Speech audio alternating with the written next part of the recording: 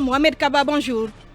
Bonjour Arissatou, bonjour aux auditeurs, bonjour aux téléspectateurs, bonjour à la paisible population de Madina. Vous savez, c'est l'euphorie de la fête en ce moment à l'intérieur du pays.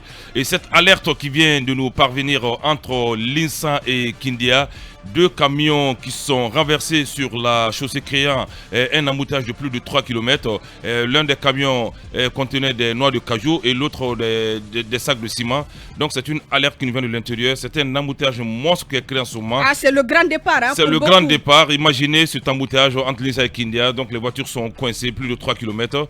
Ça veut dire que nous qui souhaitons aller aujourd'hui ou demain, on se pose désormais des questions s'il faut prendre le véhicule pour bouger ou pas.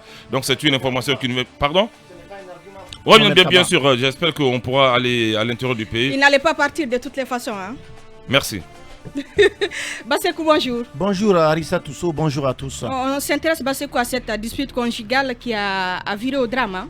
Oui, hier on a vu les images que des citoyens de Ansoumania, village dans Dubreka, nous ont fait parvenir un homme gissant dans une mare de sang. À côté de lui, il y avait un fusil de chasse de calibre 12. Alors, l'information que nous avons apprise, c'est que le procureur de la République près le tribunal de première instance de Dubreka s'est rendu sur les lieux en compagnie de la police scientifique.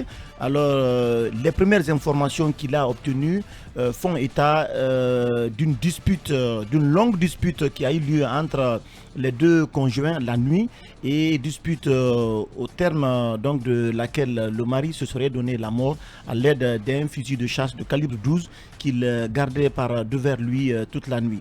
Il y a également les images également de la femme qu'on a présentée, une femme sur laquelle il y avait des traces. De violence ? Oui, des traces de violence. Le procureur n'a pas donné suffisamment d'informations sur la nature de la dispute qui a eu lieu entre le couple la nuit.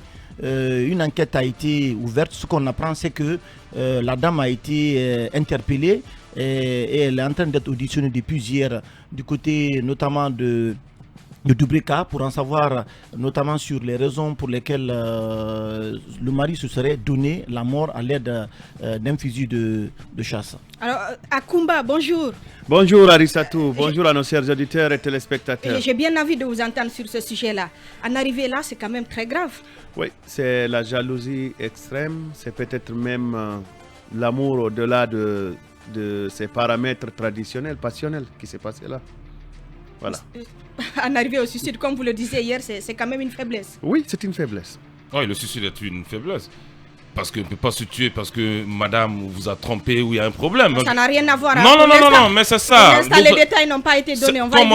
Comme on le dit, un de perdu, 1000 à tes pieds. On ne peut pas se suicider quand même pour des motifs inavoués. Dieu même n'accepte pas des âmes comme ça, ceux qui se suicident. C'est ce qui est dit même dans le Coran. Vous n'êtes pas un prophète. Non, c'est ce qui est dit dans le...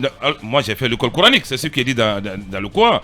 Donc, si ce monsieur se suicide avec son calibre 12 pour une histoire de jalousie, je crois que son âme ne sera pas la bienvenue de l'autre côté. En tout cas, on va essayer de suivre cette affaire de très près. Akumba, on revient à vous. Et d'abord, ce décès, hein, nous avons appris un confrère qui est décédé. On va aller du côté de Mamou. Il y a un autre toujours dans... parce que c'est le même genre de sujet. Et ça, il s'agit d'un homme qui a tiré à bout portant sur sa femme. C'est précisément du côté de Timbo. Et on apprend que c'est autour d'une affaire de 500 000. Alors voilà ce qui est arrivé. L'homme est arrivé au petit matin à la maison. Sa femme pose des questions. Mais pourquoi tu n'es pas rentré la nuit dernière? Tu as préféré dormir au grand marché. Bon, je crois qu'il a dit que la femme n'a pas à lui poser de telles questions. Donc la femme s'est mise dans tous ses états et finalement elle a pris ses affaires pour partir chez ses parents. Donc irrité, il dit que sa femme l'accuse d'avoir volé un montant de 500 000 francs. Donc il a pris son fusil de chasse qu'il a à la maison. Il a rejoint sa femme dans sa belle famille.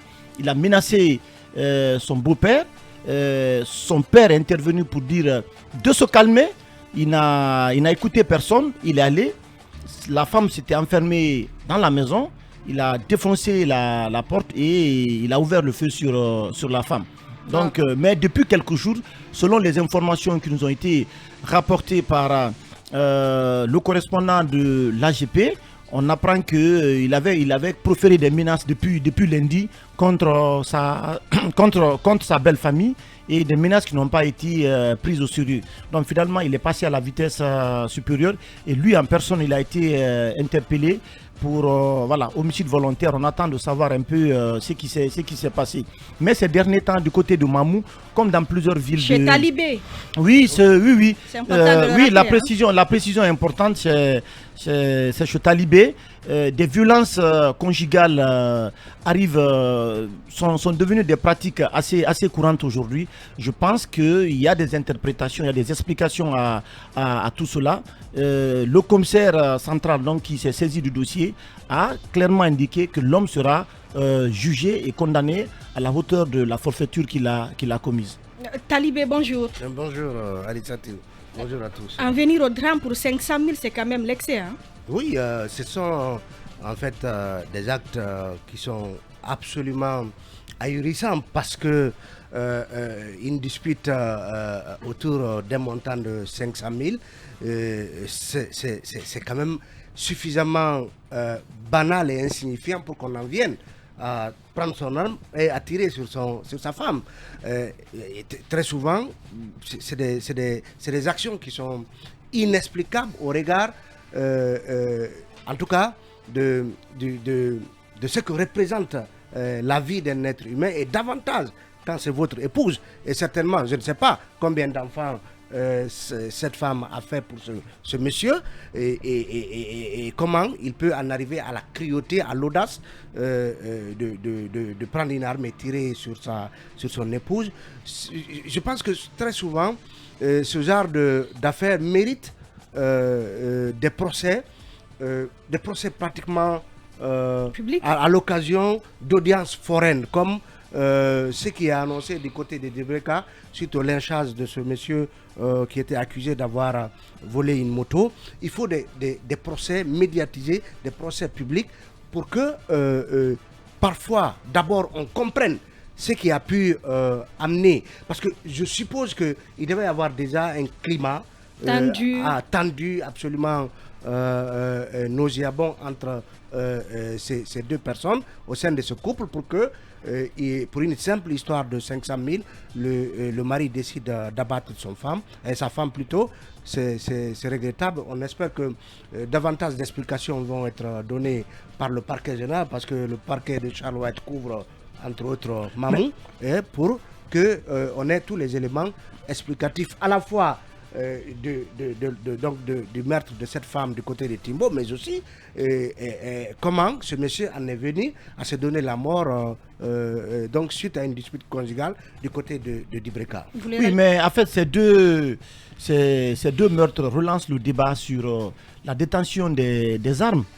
Parce qu'on ne peut pas comprendre comment les gens puissent se doter de ces fusils de chasse. Je pense que c'est vrai qu'il y a une réglementation en la matière, mais je pense qu'il y a toute une réflexion aujourd'hui qu'il faut faire sur les conditions dans lesquelles... parce qu'il faut juger un peu, il faut connaître la mentalité, la moralité des gens pour pouvoir les doter de ces armes à feu.